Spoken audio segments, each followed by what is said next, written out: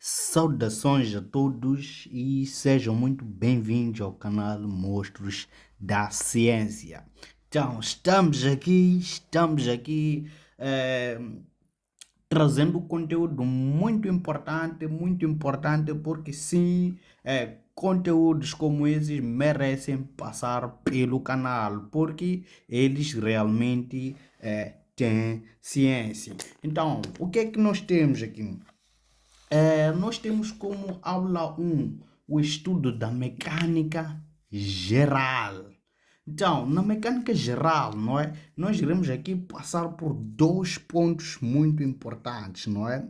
Então, o primeiro ponto é exatamente esse aí que conseguimos ver aí, mecânica clássica, não é? Então, na mecânica clássica, acredito que é aquela coisa básica ou aquilo que muita gente geralmente costuma dizer que é básico, não é? Resolver problemas de mecânica, não é? Usando aqui formalismo de Newton, ou seja, mecânica newtoniana. Então, se é básico, não, nós veremos aqui. Então, depois de passar pela mecânica clássica, não é que é a mecânica de Isaac Newton, nós iremos aqui passar pela mecânica teórica, não é? Ou seja, mecânica analítica. Analítica, não é? Depois da mecânica clássica, nós iremos aqui passar pela mecânica teórica ou analítica, não é? Aplicando aqui formalismos de Lagrange e formalismos de Hamilton, não é? Então, esses dois formalismos, tanto de Lagrange e de Hamilton, eles são abordados aqui no estudo da mecânica teórica e formalismo de Newton é abordado simplesmente na mecânica clássica. Então, aquela questão de sempre que nunca quer calar, por que que nós temos formalismo de Lagrange e formalismo de Hamilton, se formalismo de Newton já é suficiente para sustentar a mecânica geral?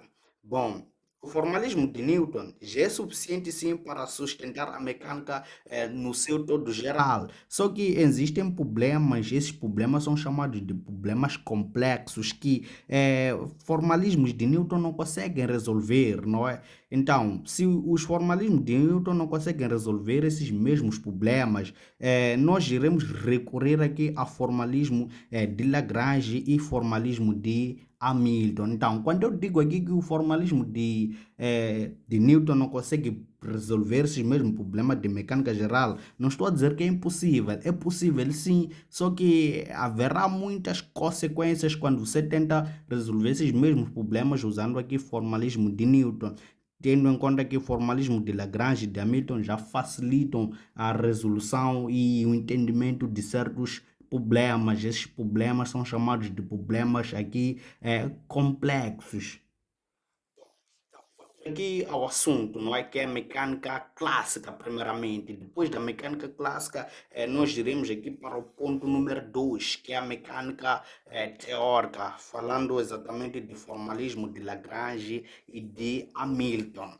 Então, estamos aqui a estudar a mecânica, não é? Então, se estamos a estudar mecânica, estamos a estudar movimentos.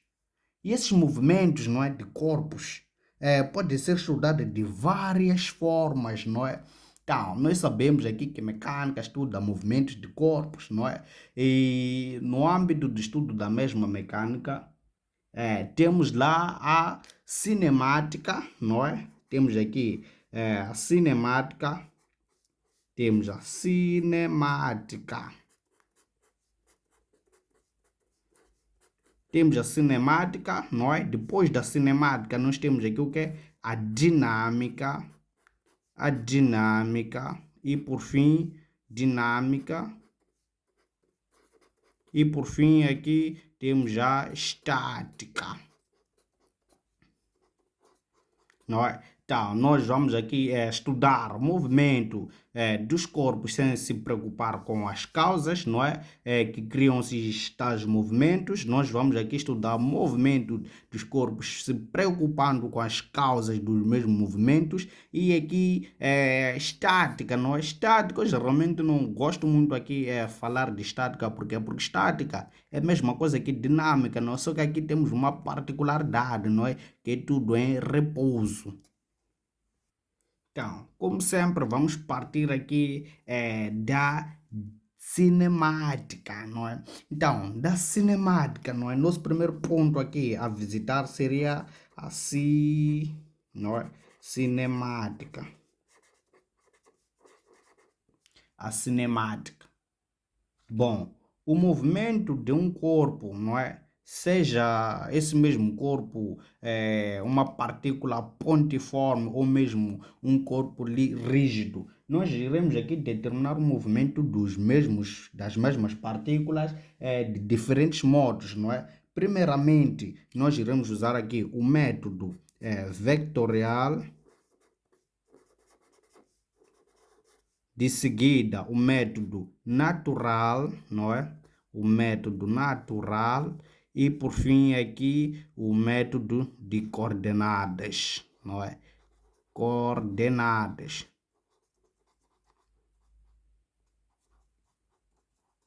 Bom, para alguns aqui existe um método de estudo do movimento, não é? Que é novo aqui, que é exatamente o que é o método natural. Muita gente sabe determinar o movimento de corpos aqui a partir do método vetorial e pelo método de coordenadas, mas nunca ouviu aqui falar sobre o método natural, não é? O método natural é algo muito simples, é só você determinar o movimento de um corpo, não é? A partir da sua equação da trajetória e aqui a sua, ou seja, aqui a lei do movimento, não é? Então, a lei do movimento é definida pela seguinte expressão: ds, não é, ao quadrado deve ser igual ao diferencial de x ao quadrado mais diferencial de y ao quadrado e por fim aqui diferencial de z ao quadrado, não é? Então, a partir da lei do movimento, não é? Tendo em conta essa expressão, lei do movimento, nós definimos a partir dessa expressão. Então, a partir da lei do movimento e equação da trajetória, você tem lá o método natural. Bom, os métodos como o método vetorial e o método de coordenadas, não é? Os seus nomes até já dizem vetorial, isso quer dizer que você tem que ter equações vetoriais e aqui você tem que ter equações, podem ser cartesianas, desde que sejam coordenadas, né? Então, essas coordenadas vamos obter a partir da parametrização do método vetorial. Então, deixando aqui de contar muitas histórias que vão te dar somente dor de cabeça, nós vamos diretamente ao assunto. Bom, quando estuda-se movimento de corpos, não é? Tem certas grandezas que nós devemos sempre ter em conta, não é? Essas grandezas são a posição, não é, da partícula, a velocidade da partícula, a aceleração da partícula e aqui o que é? O tempo, não é? O tempo. Então, essas grandezas aqui são as principais grandezas que trazem aqui o estudo do movimento de corpos. Então, quando se estuda o movimento dos mesmos corpos, não é? Nós sempre temos aqui em conta principais equações, ou seja, principais expressões. E a principal de todas aqui é exatamente a posição, não é? Então, a posição, não é, que é R, não é? Em função do tempo, R, vetor, é exatamente igual a x, não é? Em função do tempo, vezes o seu vetor unitário, x mais y em função do tempo, vezes o seu vetor unitário, y, mais aqui Z em função do tempo vezes aqui o seu vetor unitário é Z. Pois eu convido a você a passar a chamar esta expressão aqui, não é? Esta expressão aqui da expressão base da cinemática, não é? Expressão que é base da cinemática, não é? Da mecânica no geral. Expressão base da mecânica, não é? Por que a expressão base? Porque essa expressão aqui que traz. Bom, houve aqui um erro, não é, na gravação, mas eu dizia que eu convidava você a chamar esta expressão aqui da expressão base da mecânica. Por quê? Porque esta expressão aqui que dá origem às outras expressões que você tem visto por aí de física.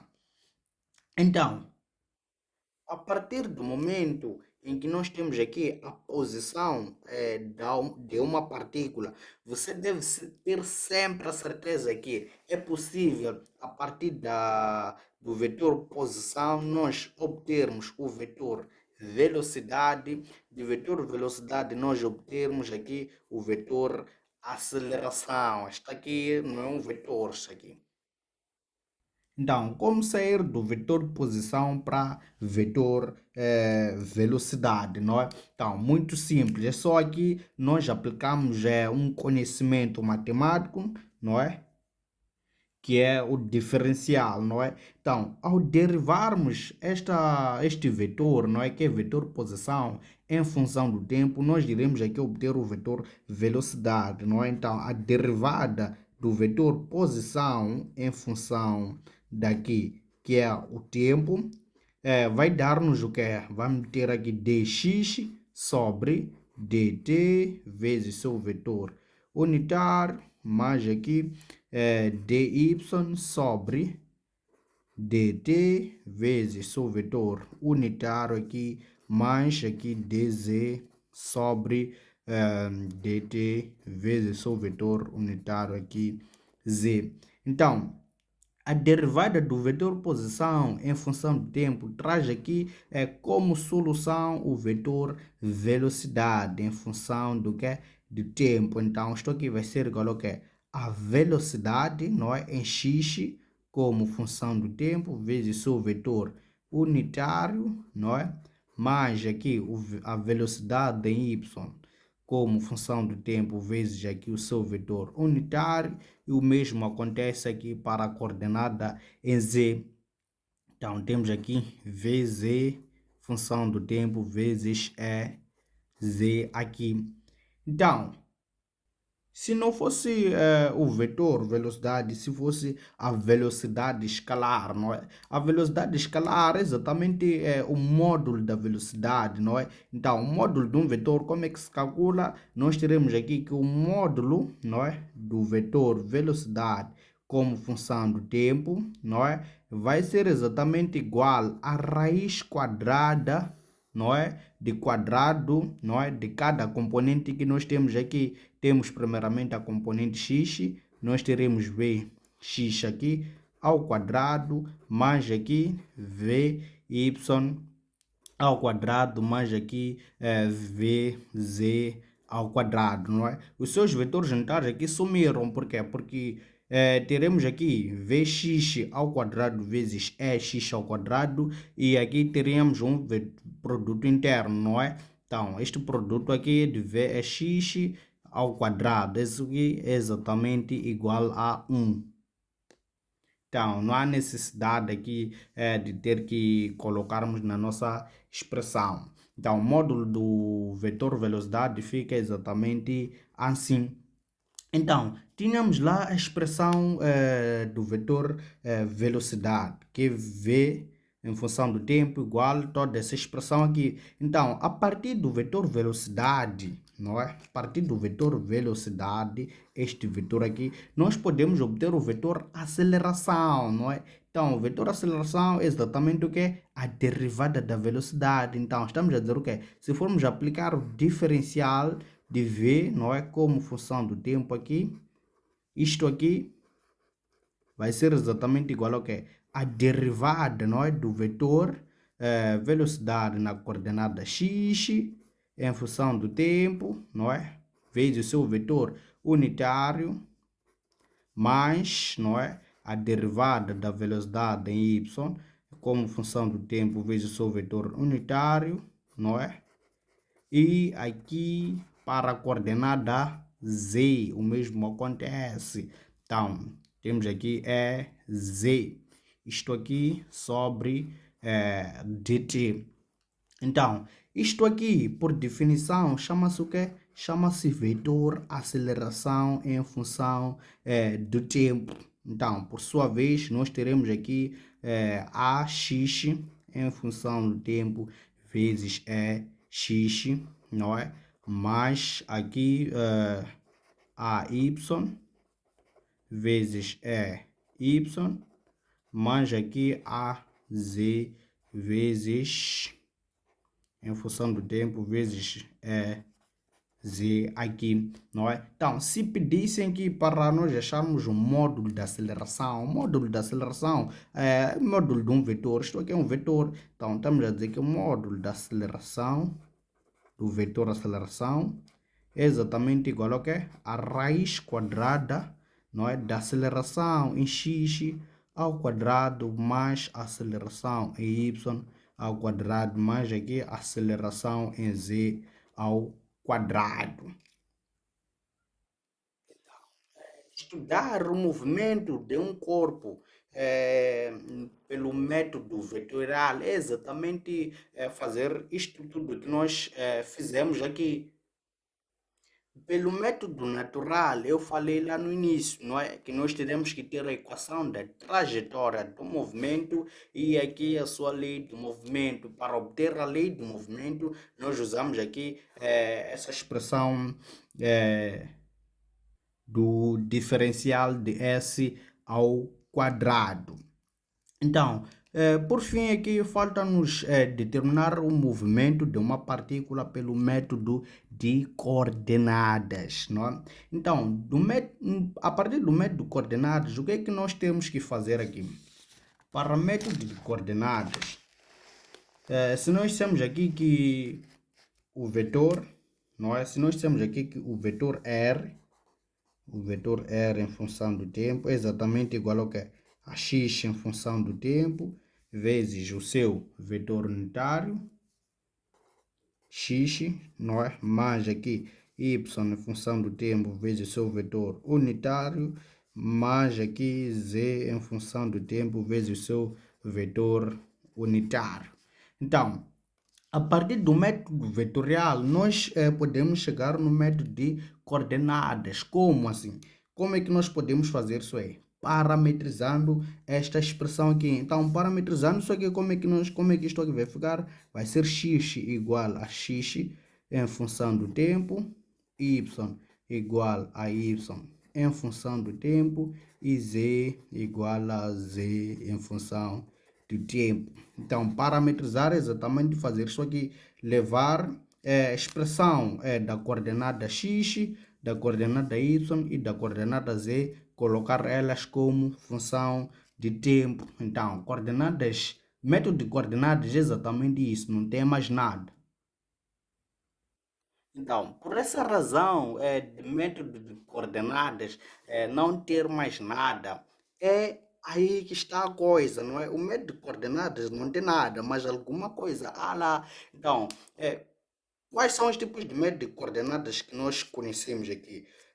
Coordenadas, não é? Acredito eu que todo mundo aqui já ouviu falar de coordenadas cartesianas, que são essas aqui, x, y e z, não é? Então, temos aqui um ponto dado em coordenadas cartesianas, x, y e aqui z, coordenadas cartesianas. Cada coordenada aí, tanto x, y e z, tem o seu vetor unitário, não é? Então, geralmente nós escrevemos eles assim. É x, não é? É y e aqui vetor unitário da coordenada z. Então, Este aqui é o primeiro método de coordenadas que nós conhecemos, método de coordenadas cartesianas. Só que do mesmo jeito que aconteceu com a posição, não é? Nós convidamos aqui o vetor posição. Só que o vetor posição trouxe seus primos, trouxe toda a sua família aqui, não é? Que é exatamente esta aqui, velocidade e aceleração. O método de coordenadas cartesianas também tem suas famílias, não é? Tem primos, tem sobrinhos, tem netos, tudo mais, não é? Então, o segundo método de coordenadas, não é? Como é que ele surge? Ele surge a partir das coordenadas cartesianas, ou seja, todos os métodos que vou citar aqui e que digo que são familiares de coordenadas cartesianas, eles surgem através das coordenadas x, y e z. Gente, a mecânica clássica, não é? Como a física 1, neste caso, quando estuda a cinemática, a dinâmica e a estática, não é?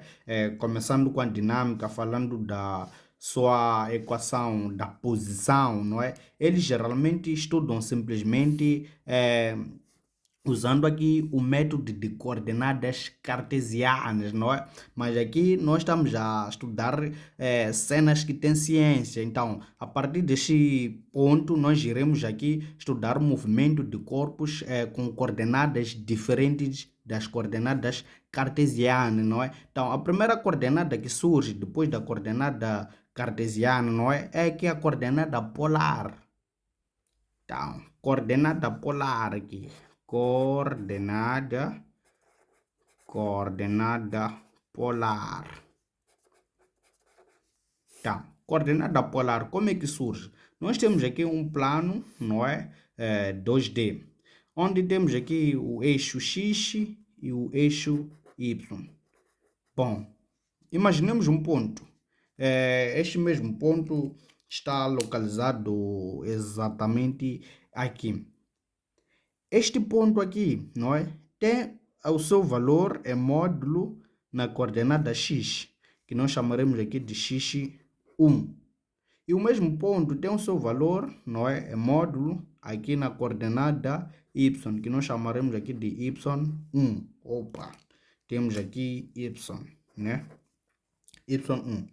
Então, este ponto aqui, não é? Geralmente, nós este ponto aqui chamamos do ponto x, y. Assim, simplesmente, não há altura, que estamos num plano 2D.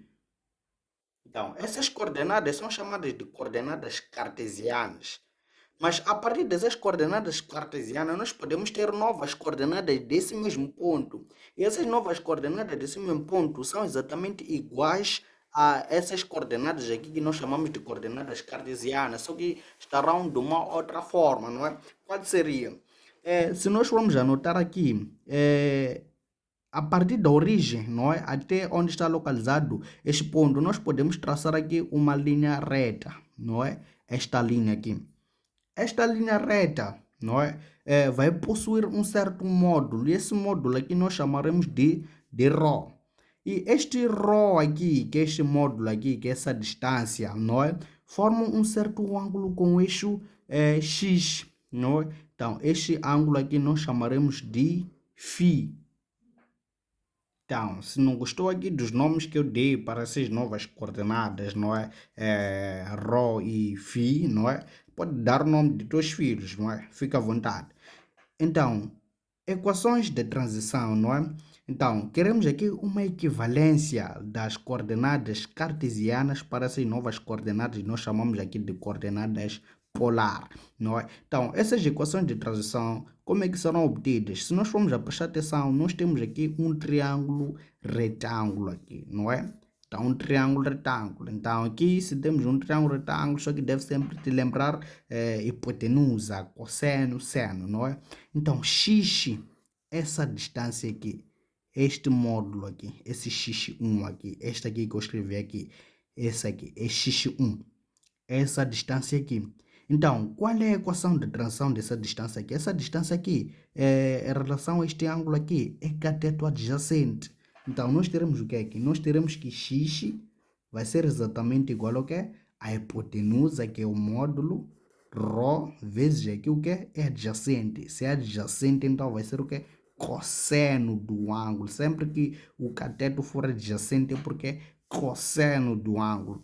E aqui nós temos este módulo, que é esta distância aqui, que é equivalente a esta aqui, que nós chamamos isso aqui de y1. Esse y1, não é, que eu vou chamar aqui de y simplesmente, vai ser exatamente igual ao que? A ρ vezes seno do que? Do ângulo φ. Então, determinamos aqui x e y, não é, como equação de transição aqui. Como é que fica ρ e o ângulo neste caso? Muito simples, não é? Aprendemos isto aqui lá na 10ª classe. Como é que fica isso aqui?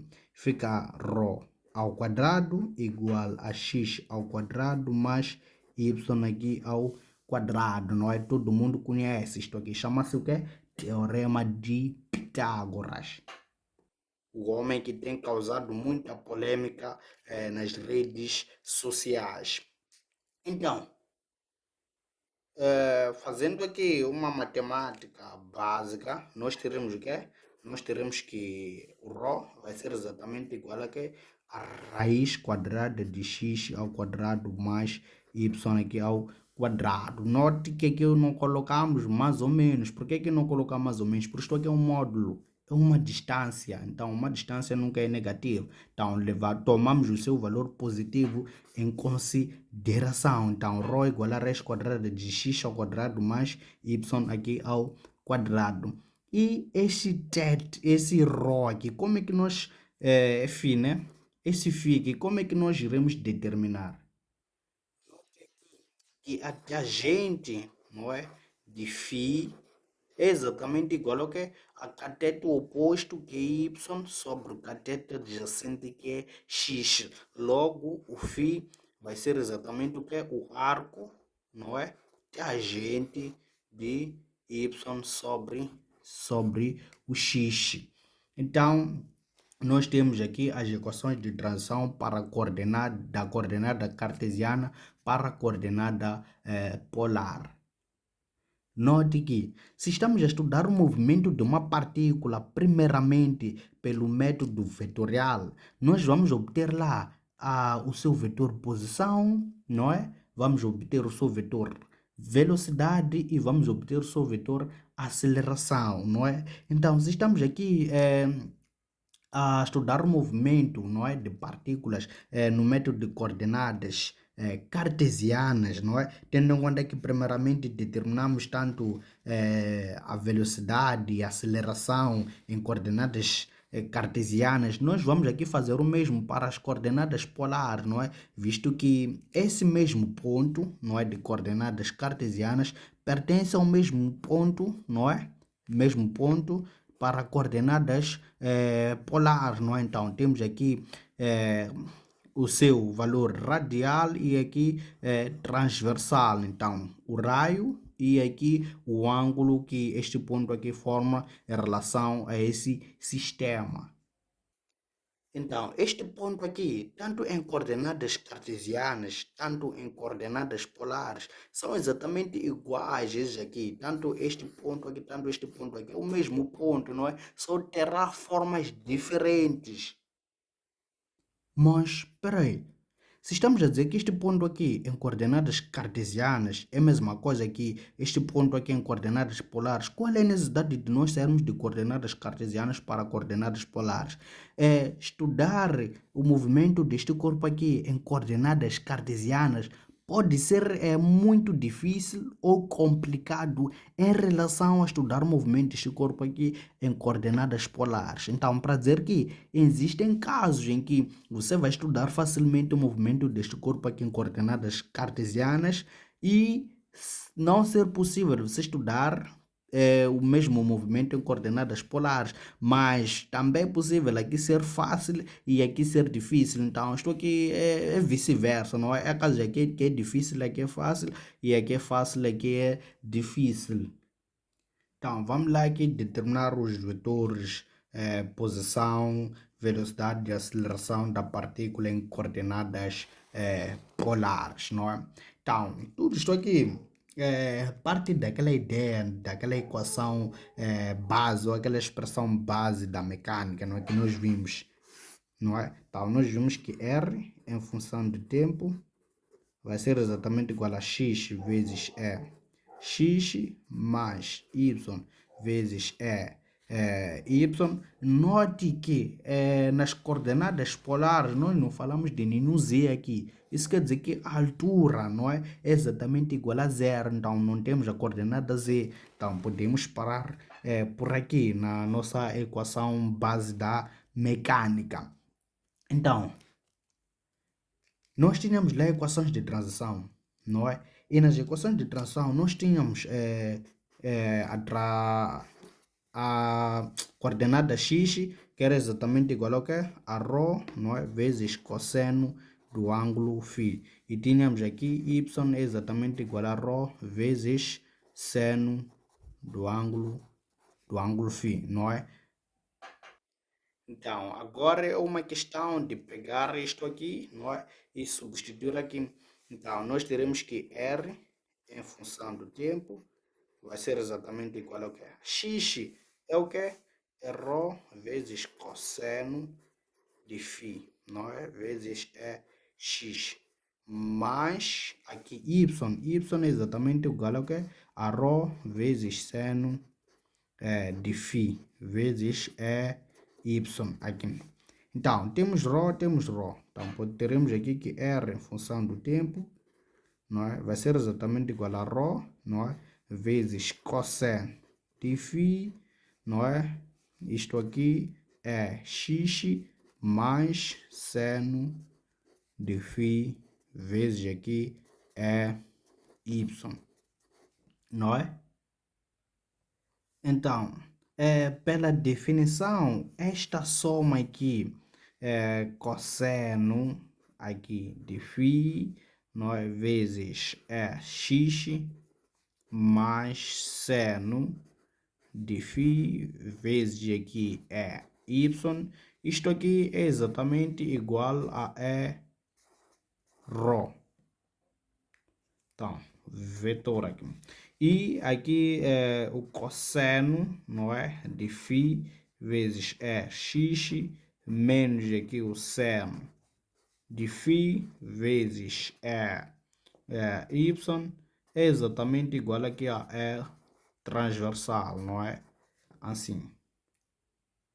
Então, x, isso aqui acontece quando aqui x, opa, aqui é y, é exatamente igual a essa expressão aqui. Então, no lugar de toda essa expressão aqui, nós vamos levar essa expressão aqui, esse vetor unitário aqui, substituir aqui. Então, logo, o vetor posição, não é? Vai ser exatamente igual a ρ vezes aqui ρ.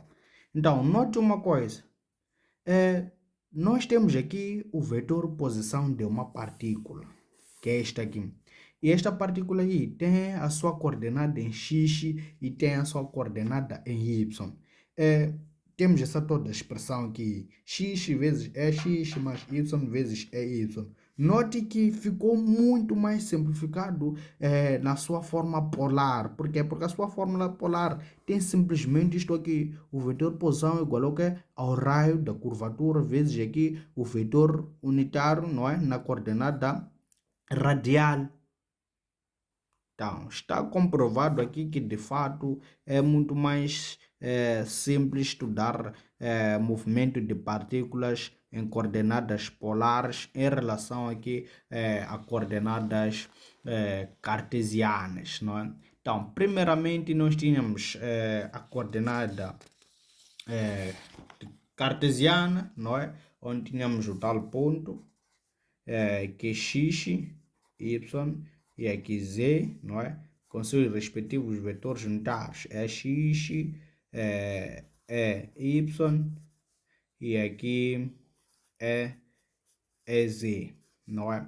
Então, tínhamos aqui um movimento de corpos nas coordenadas cartesianas. Então, saímos das coordenadas cartesianas para as coordenadas polares, não é? Então, na coordenada polar, o que é que nós temos aqui? Nós temos P, não é? X, Y, simplesmente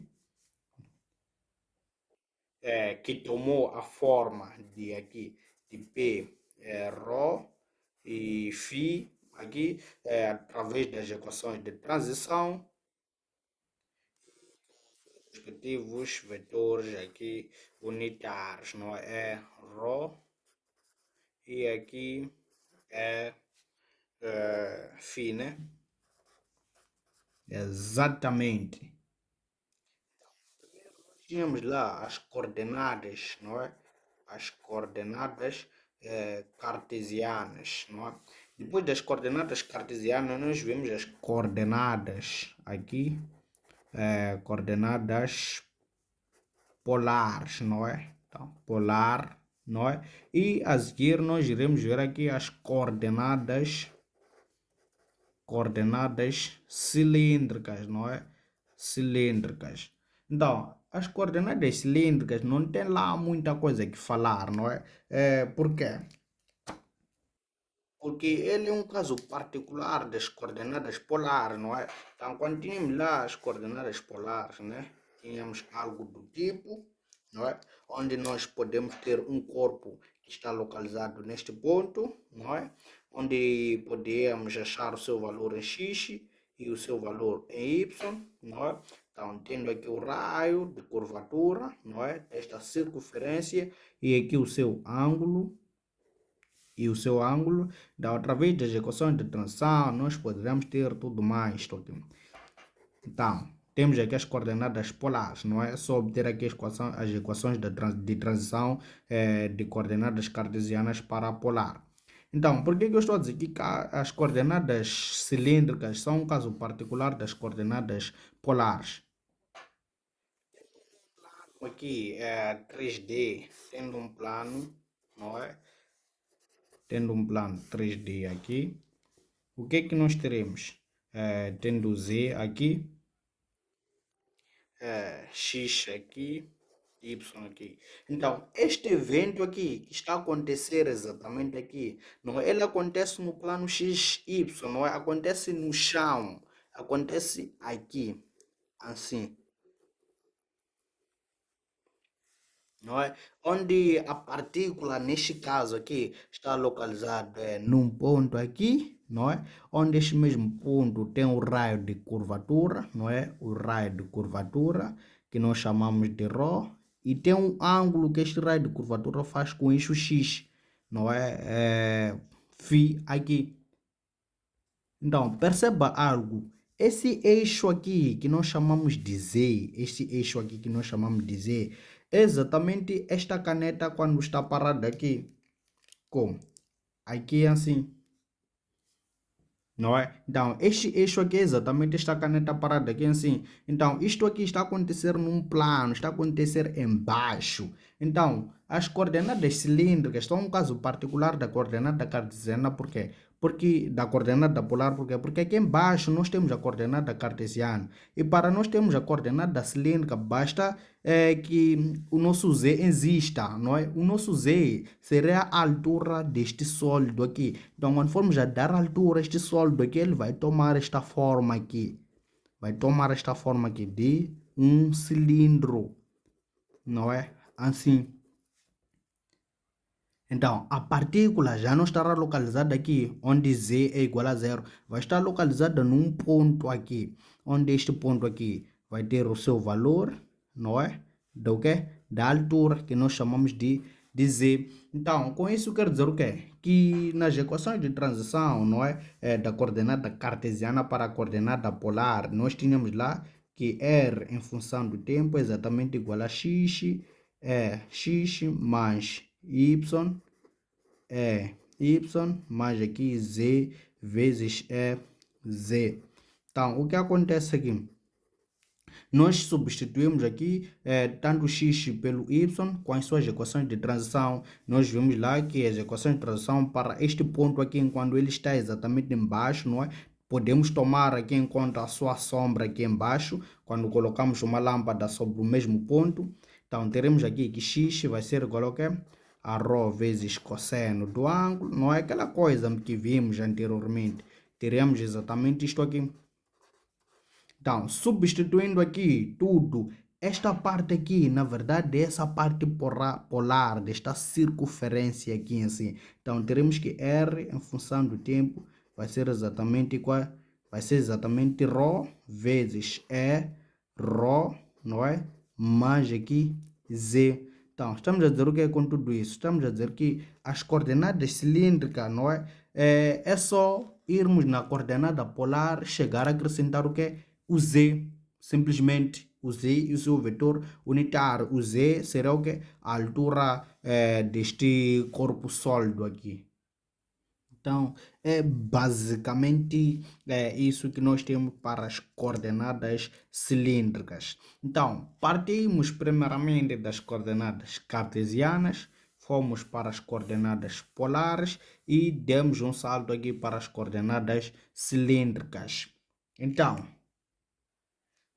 coordenadas esféricas. Temos aqui coordenadas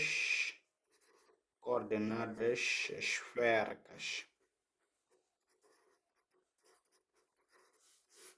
Para as coordenadas esféricas, nós temos aqui as suas equações de transição. O x, não é? Vai ser exatamente igual a r vezes aqui o seno de θ, não é?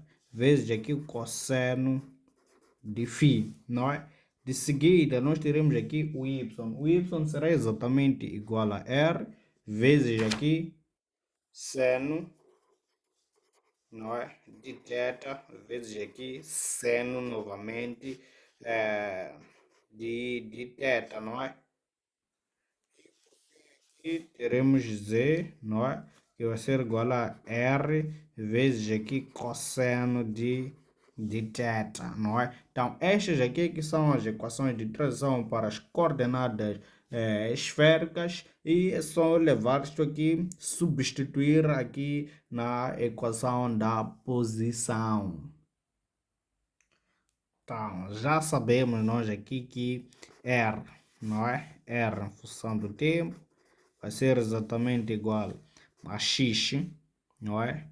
É x mais y é y mais aqui z é z. Então, substituindo aqui toda essa expressão aqui, não é? Então, teremos que R em função do tempo vai ser exatamente igual. Note que nós vamos levar essa expressão aqui, colocar aqui. Essa outra expressão aqui, colocar aqui. E essa expressão aqui, colocar aqui também. Então, vamos ter R, sin, θ, cosseno, θ, tudo mais. Então, teremos R aqui, R aqui, R. Então, vamos colocar a evidência o R. Então, vai ficar exatamente R vezes, não é? Vezes seno de θ, cosseno de φ, não é? Seno de θ, seno de φ, não é? Esta soma, teremos essa soma aqui. Então, temos isto aqui, cosseno de φ, aqui vezes x, não é? Mais aqui o seno de θ vezes seno de φ vezes y e aqui cosseno, não é? Cosseno de θ vezes z, não é? Então, esta toda soma algébrica aqui, nem é soma algébrica, soma trigonométrica neste caso, será exatamente r em função do tempo igual ao que? A r vezes aqui r, não é? Então, tudo isto aqui nós chamamos do que? De vetor unitário R. Então, é aquela coisa básica, não é? Então, nós temos aqui o nosso plano, Z, aqui Y, e aqui nós temos o X, não é? Onde temos a partícula em qualquer posição aqui, não é? Então, temos algo do tipo. Então, isto aqui terá a forma de uma esfera, né? Então, temos isto aqui. Ok, o que eu hei de fazer aqui? Você vai considerar uma esfera, né? Então, vai considerar uma esfera. Não é? Considero uma bola isso aqui. Assim. Tipo, o teu planeta mesmo. Yes, yeah. Epá, eu não sei o que está a sair aqui, mas considero uma esfera isto aqui. Considero, né? Yeah, eu não sei o que é isso aqui, mas isso aqui eu vou chamar de esfera. Então, considerando tudo isto aqui uma esfera, não é? Então, nós temos aquela coisa básica, não é? Da distância, não é? Da origem até o ponto onde está localizada aquela esfera.